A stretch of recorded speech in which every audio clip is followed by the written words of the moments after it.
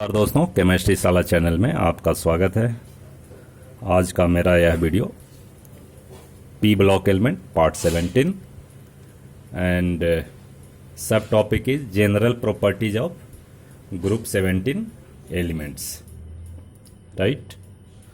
सो सबसे पहले बच्चों हमें ये जानना है कि कौन कौन सा एलिमेंट ये ग्रुप 17 में हैं, ये जानना भी चाहिए। So first one is your fluorine, then chlorine, bromine, iodine, एस्टेटिन। ठीक है दोस्तों, इसको हम कुछ आप उससे भी याद कर सकते हैं, जैसे फ्लावर, कलर, ब्राउन इन, अट्रैक्शन, राइट। क्या लिखते हैं? फ्लावर, कलर, ब्राउन इन, अट्रैक्शन, ऐसा भी याद कर सकते हो। बहुत सारे हैं, यूट्यूब में आप देख सकते हैं, राइट। ठीक है फ्रेंड्स, अब इसमें देखो, इनको हम क्या कहते हैं? हेलोजन भी कहते हैं। हेलो मीन्स नमक, सॉल्ट, सॉल्ट फॉर्मेशन कंपाउंड्स, ये हेलोजन्स हैं, right. Now come on general properties of group 17. So first of all, general electronic configuration, general electronic configuration, right। तो जनरल इलेक्ट्रॉनिक कॉन्फ़िगरेशन ग्रुप 17 है दोस्तों। तो क्या होएगा? NH2NP5, ठीक है। एज फॉर एग्जाम्पल, अगर you have to write electronic configuration of fluorine 9, तो क्या लिखेंगे? 1s2 2s2 2p5। Only one electron is needed to complete its octet. अगर क्लोरीन का लिखना है, chlorine is 17, 1s2 2s2 2p6 3s2 3p5। सो इस तरह से जनरल इलेक्ट्रॉनिक कॉन्फ़िगरेशन आप लिख सकते हैं। Now second, atomic and ionic radii, या साइज भी लिख सकते हैं। तो क्या होगा? ये जनरल रूल है, फ्लोरीन बहुत ही छोटा होता है और size increases down the group, size increases from fluorine to astatine, right, as number of cells increases, number of cells increases। ठीक है, ऐसा लिखते हैं अगर कोई रीजन ऐसा पूछे तो। Number 3, ionization enthalpy, ionization enthalpy. देखो, सबसे पहले एक चीज़ ये समझना है कि आयोनाइजेशन इंथैल्पी तो ज़्यादा होगा भाई, ठीक है। हाई आयोनाइजेशन इंथैल्पी क्यों होगा? क्योंकि एक इलेक्ट्रॉन अगर ये एक्सेप्ट करता है NH2NP5, अगर एक इलेक्ट्रॉन का एडिशन होता है तो ये स्टेबल कॉन्फ़िगरेशन अचीव करेगा। तो इलेक्ट्रॉन को निकालना it is difficult. So generally high ionization enthalpy of group 17 actually it has tendency to accept electron to achieve stable configuration, right. तो ये समझना है। और वेरिएशन की बात करोगे तो ionization enthalpy decreases down the group, decreases down the group, down the group as size increases, size increases, right. अब नेक्स्ट बात आती है इलेक्ट्रोनेगेटिविटी की। तो इलेक्ट्रोनिगेटिविटी आपको पता होना चाहिए कि फ्लोरीन जो है सबसे ज़्यादा इलेक्ट्रोनिगेटिव होता है। ठीक है, so fourth one is electronegativity. Electronegativity क्या होगा भाई? सबसे पहला पॉइंट लिखते हैं कि इलेक्ट्रोनिगेटिविटी डिपेंड किस पे करता है? साइज पे डिपेंड करता है ना। तो पहला पॉइंट लिखो fluorine, F is the most electronegative, most electronegative elements as size is the smallest, right.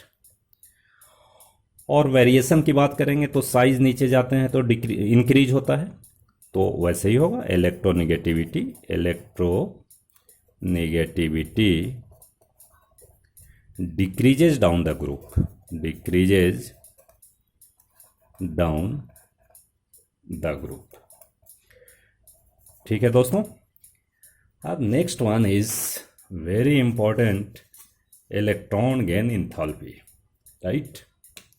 Electron gain enthalpy number 5, electron gain enthalpy. तो फ्रेंड्स, इलेक्ट्रॉन गेन इंथैल्पी ये आयनाइजेशन इंथैल्पी का उल्टा होता है, यानी इसमें इलेक्ट्रॉन को हम ऐड करते हैं। तो देखो जितना छोटा होगा एज साइज, कुछ मैं पॉइंट लिख देता हूँ, पहले भी बताया है, as size is smaller then electron gain enthalpy value is more negative, more negative. More negative इसलिए है, मोर नेगेटिव का मतलब है more amount of energy is released. ठीक है दोस्तों, रिलीज होगा ज़्यादा एनर्जी, इलेक्ट्रॉन ऐड करने में एनर्जी रिलीज होती है। तो साइज जितना छोटा होगा उतना ज़्यादा न्यूक्लियस से अट्रैक्शन होगा और मोर amount of energy is released, ये हमें याद रखना है। और ज़्यादा एनर्जी निकलेगा तो उसको हम लेस नेगेटिव कहते हैं, चूँकि एक्सोथर्मिक रिएक्शन में नेगेटिव साइन ही तो इंथैल्पी चेंज को दिखाते हैं कि नहीं? अरे भाई माइनस डेल्टा एच दिखाते हैं कि नहीं जब एनर्जी निकलती है तो? ठीक है, तो ऊपर से नीचे आओगे तो क्या होगा? From fluorine to astatine electron gain enthalpy becomes less negative. तो सबसे मोर निगेटिव किसका होना चाहिए? फ्लोरीन का होना चाहिए, क्योंकि साइज छोटा है। The size of fluorine is the smallest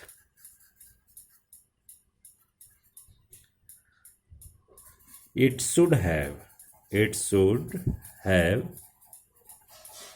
more negative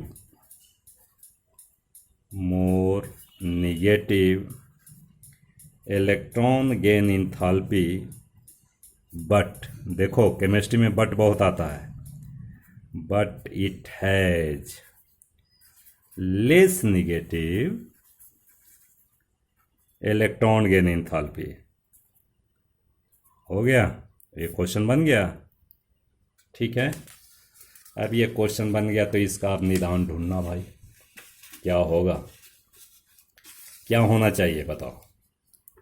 देखो फ्लोरीन का साइज बहुत छोटा है जी, छोटा साइज है, और इसमें इलेक्ट्रॉन को ऐड करोगे तो इसमें जो इलेक्ट्रॉन हैं, सो इस इलेक्ट्रॉन और इस इलेक्ट्रॉन में क्या होगा भाई? रिपल्सन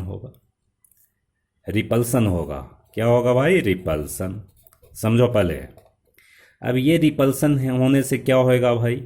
अट्रैक्शन जो है, attraction between nucleus and electron क्या होगा, डिक्रीज होगा, डिक्रीजेज। तो अट्रैक्शन डिक्रीज हो गया तो लेस अमाउंट ऑफ एनर्जी निकलेगा, less amount of energy is released.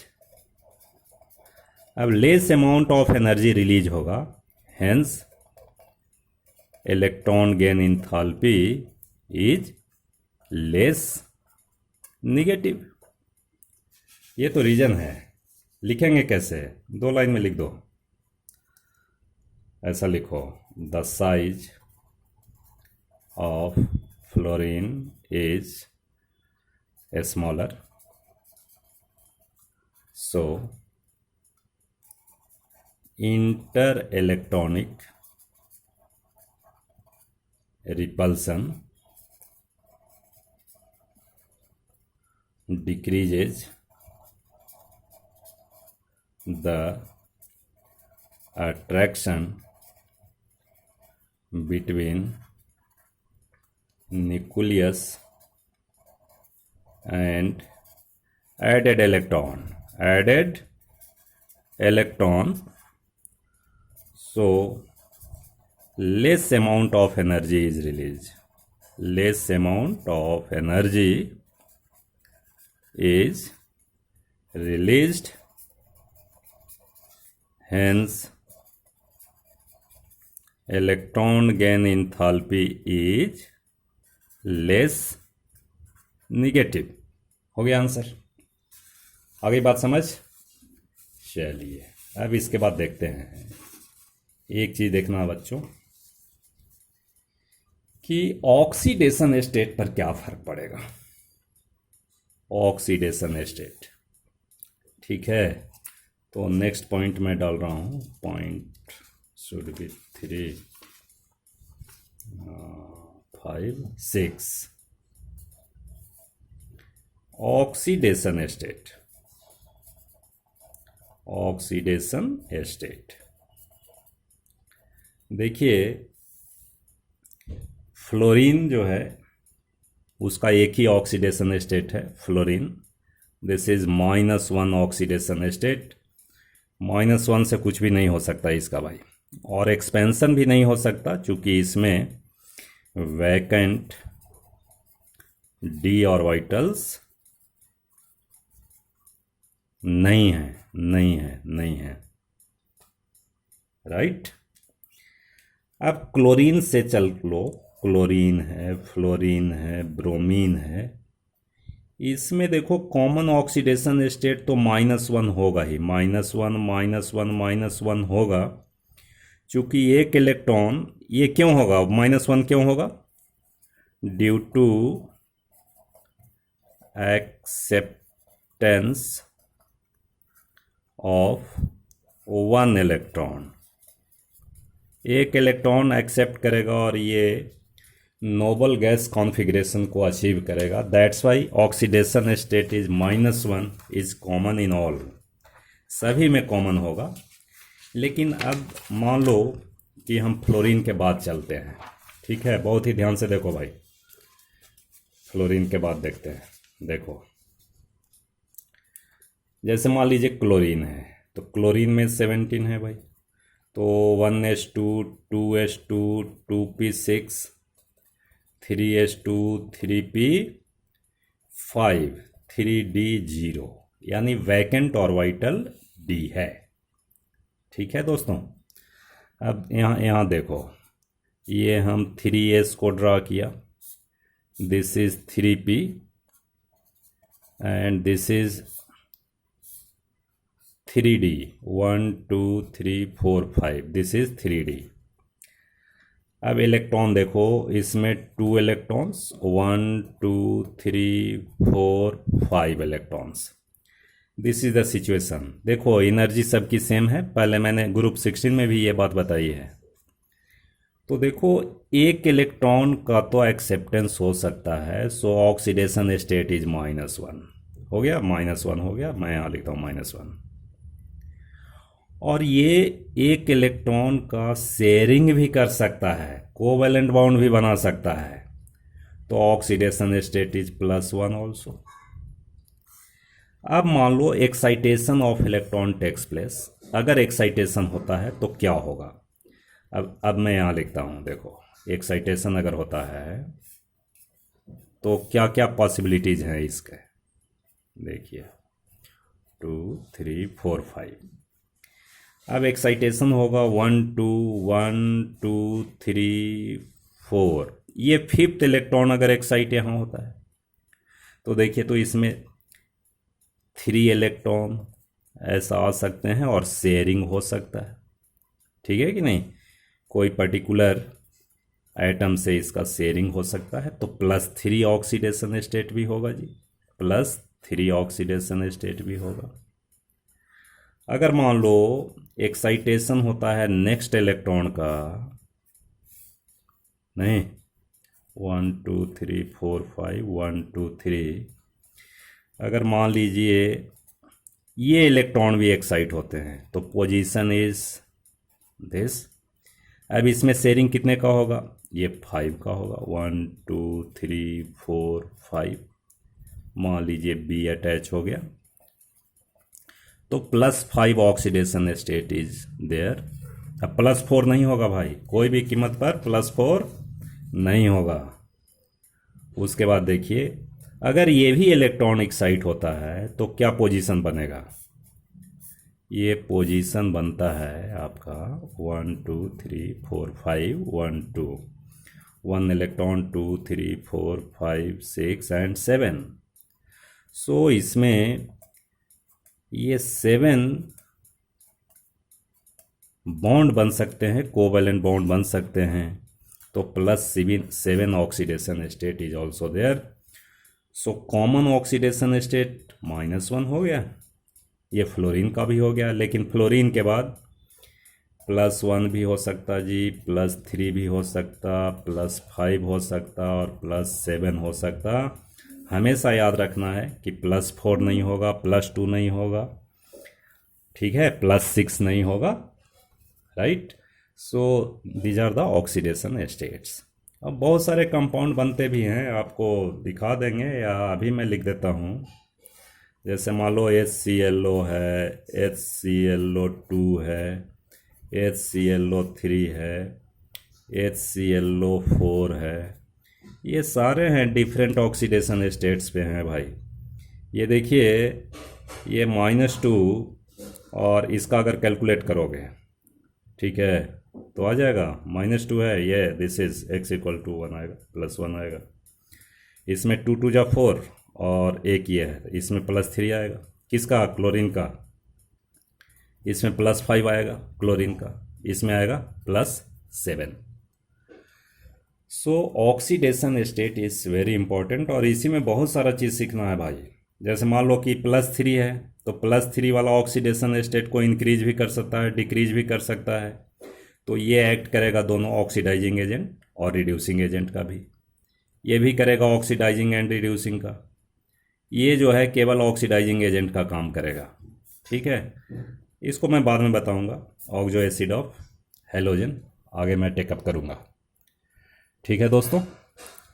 तो हम समझते हैं कम से कम इतनी बात तो समझ आ गई होगी, ठीक है। अगर वीडियो अच्छा लगे तो शेयर कीजिए, लाइक कीजिए, सब्सक्राइब कीजिए। बहुत बहुत धन्यवाद।